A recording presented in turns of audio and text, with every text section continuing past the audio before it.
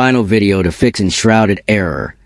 Net.exe has crashed, and if your game closes unexpectedly, let me ask you, are you launching Enshrouded and seeing it crash with net.exe errors? This problem usually happens because game files are corrupted, network components fail, or system drivers conflict with the game.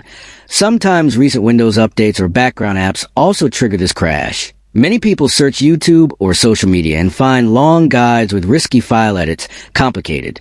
Network tweaks, or confusing steps that feel impossible to follow.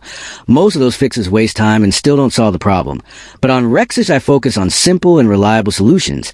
Now here's my secret easy trick. Instead of reinstalling everything blindly, we fix the exact network and game component that causes net.exe to crash. This works because it restores proper communication between Enshrouded and your system. The method is safe, fast, and works on all setups once you apply it. The game launches normally, net.exe errors stop completely, and your gameplay is stable. I tested this fix on multiple PCs, and it worked every time.